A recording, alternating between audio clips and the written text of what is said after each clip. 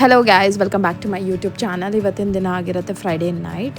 ನಾವು ಕಾರ್ ತೊಗೊಂಡು ನನ್ನ ಫ್ರೆಂಡಿಗೆ ಸರ್ಪ್ರೈಸ್ ಮಾಡೋಕ್ಕೆ ಹೋದ್ರಿ. ಸೊ ಅವಳ ರಿಯಾಕ್ಷನ್ ನೋಡಿ ಹೀಗಿತ್ತು. ಫುಲ್ ಅವಳು ಗೊತ್ತೇ ಇರಲಿಲ್ಲ, ಪಾಪ ಮನೆ ಬಟ್ಟೆಯಲ್ಲೇ ಬಂದುಬಿಟ್ಲು.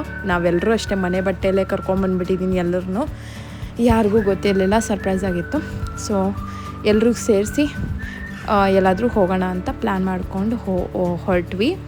ಸೊ ಸಾಂಗ್ ಎಲ್ಲ ಇದೆ, ಸೊ ಮ್ಯೂಟ್ ಮಾಡಿದ್ದೀನಿ ಕಾಪಿ ರೈಟ್ ಆಗೋದ್ರಿಂದ. ಜಸ್ಟ್ ವೈಬ್ ಮಾಡಿಕೊಂಡು JP ನಗರ್ ಕಡೆಗೆ ಹೊರಡ್ತಾ ಇದ್ವಿ.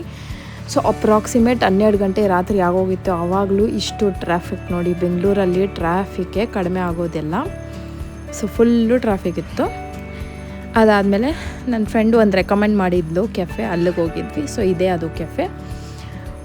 ಸೊ ಕೆಫೆ ಒಳಗಡೆ ಆ್ಯಂಬಿಯನ್ಸ್ ಎಲ್ಲ ನೋಡೋಕ್ಕೆ ತುಂಬಾ ಚೆನ್ನಾಗಿತ್ತು, no doubt. But food full disappointment. ನನಗೆ ಫುಡ್ ಮಾತ್ರ ಇಷ್ಟನೇ ಆಗಿಲ್ಲ. ನಾವು ಪ್ಯೂರ್ ವೆಜ್ ಇರೋದ್ರಿಂದ ಆ ಫ್ರೆಂಚ್ ಫ್ರೈಸ್ ಯಾವ ಎಣ್ಣೆಯಲ್ಲಿ ಫ್ರೈ ಮಾಡಿದ್ರೋ ಗೊತ್ತಿಲ್ಲ, ಒಂಥರ ಚೆನ್ನಾಗೇ ಇರಲಿಲ್ಲ. ಆಮೇಲೆ ಕಾಫಿ ಕೊಡ್ತೀರಿ, ಕಾಫಿ ಆ್ಯಾವ್ರೇಜ್ ಆಗಿತ್ತು. ಸೊ ಇದೇ ಪಿಜ್ಜಾಸ್ ನಾವು ಆರ್ಡರ್ ಮಾಡಿದ್ರಿ. ಪೆರಿ ಪೆರಿ ಪಿಜ್ಜಾಸ್ ಮಾತ್ರ ಒಂಥರ ಟೇಸ್ಟ್ ಆಗ್ತಿತ್ತು. ಯಾವುದೋ expire peri peri powder use ಮಾಡಿಬಿಟ್ಟಿದ್ದಾರೆ ಏನೋ ಗೊತ್ತಿಲ್ಲ.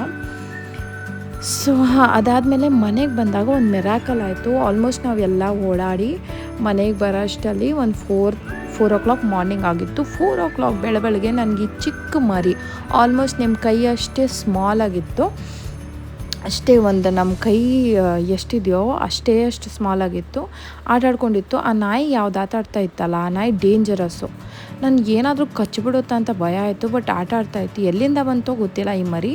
ಏನು ಮಾಡೋದು ಅರ್ಥ ಆಗ್ದಿರ ಮನೆಗೆ ಎತ್ಕೊಂಡು ಬಂದುಬಿಟ್ವಿ. ಸೊ ನೋಡಿ, ಇದು ನಂದು ಪ್ರೀವಿಯಸ್ ಒಂದು ಪೆಟ್ಟಿತ್ತು, ಟಫಿ ಅಂತ. ಅವ್ನು ತುಂಬ ಏಜಾಗಿ ತೀರೋಗ್ಬಿಟ್ಟ. ಅವನದು ಟಾಯ್ಸ್ ಎಲ್ಲ ಇವ್ನು ಕೊಟ್ಟರೆ ಅವ್ನು ಆಟಾಡ್ಕೊಂಡಿದ್ದ. ಬಟ್ ಇನ್ನೂ ನಮಗೆ ಕ್ಲಾರಿಟಿ ಇರಲಿಲ್ಲ ಏನು ಮಾಡೋದು. ಬಿಕಾಸ್ ನಾವಿವಾಗ ನಾಯಿ ಸಾಕಷ್ಟು ಪರಿಸ್ಥಿತಿಯಲ್ಲಿಲ್ಲ, ನಮಗೆ ಬೇರೆ ಎಲ್ಲ ಬಿಸ್ನೆಸ್ ಕೆಲಸ ಎಲ್ಲ ಇರುತ್ತೆ. ಬಟ್ ಈ ನಾಯಿ ಎಲ್ಲ ಸಾಕೊಂಡ್ರೆ ಅವ್ರಿಗೆ ಫುಲ್ಲು ಟೈಮು ಎಲ್ಲ ಕೊಡಬೇಕು, ಇಲ್ಲಾಂದರೆ ಅದು ಚೆನ್ನಾಗಿರೋದಿಲ್ಲ. ಸೊ ಇವ್ನಿಗೇನಾದರೂ ರೋಡಲ್ಲಿ ಬಿಟ್ಟಿದ್ರೆ ಏನಾದರೂ ಆಗುತ್ತೆ ಅಂತ ಬೈಕೆ ನಾನು ಎತ್ಕೊಂಡು ಬಂದುಬಿಟ್ಟಿದ್ದೀನಿ. ನೆಕ್ಸ್ಟ್ ನಾವು ಆಪ್ಷನ್ ಏನು ಅಂದ್ಕೊಂಡಿದ್ದೀವಿ ಅಂದರೆ ಅಡಾಪ್ಷನ್ಗೆ ಹಾಕೋಣ ಅಂತ. ಬಟ್ ಅಷ್ಟವರೆಗೂ ನಮ್ಮ ಹತ್ರನೇ ಇರುತ್ತೆ ಈ ನಾಯಿ. ನೆಕ್ಸ್ಟ್ ಡೇ ಏನು ಮಾಡೋದು, ಒಬ್ಬನೇ ಬಿಟ್ಟು ಬರೋಕ್ಕಾಗಲ್ಲ ಅಂತ ನಾನು ಸ್ಟೋರಿಗೆ ಎತ್ಕೊಂಡ್ಬಂದೆ. ಸೊ ಇವನು ತುಂಬ ಚಿಕ್ಕವನು, 30 days ಇರ್ಬೋದು ಅಷ್ಟೇ ಹುಟ್ಟಿ. ಸೊ ನೋಡಿ, ಅವನೇ ಮಿರರಲ್ಲಿ ನೋಡಿ ಅವನನ್ನೇ ಭಯ ಪಡ್ಕೊಂಡ್ಬಿಟ್ಟು ಎಗ್ರಿ ಓಡೋಗ್ಬಿಟ್ಟ. ಫುಲ್ ಟೈಮ್ ತೀಟೆ, ತುಂಬಾ ಆ್ಯಕ್ಟಿವ್. ನಾನು ಇದಕ್ಕೆ ಹೆಸರು ಬಿಲ್ಲು ಅಂತ ಕೊಟ್ಟಿದ್ದೆ. ಸೊ ಅವ್ನು ನಿದ್ದೆ ಮಾಡುವಾಗಂತೂ ಕ್ಯೂಟೆಸ್ಟ್ ರ್ಯಾಬಿಟ್ ಥರ ನಿದ್ದೆ ಮಾಡ್ತಾನೆ, ಕಾಲೆಲ್ಲ ಸ್ಟ್ರೆಚ್ ಮಾಡಿ, ತುಂಬ ಕ್ಯೂಟು.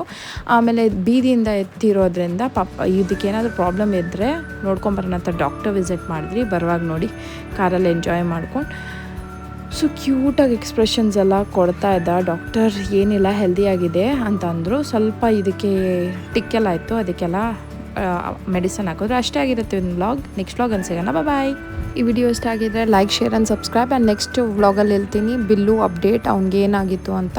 ಟಿಲ್ ದೆನ್ ಬಾಯ್.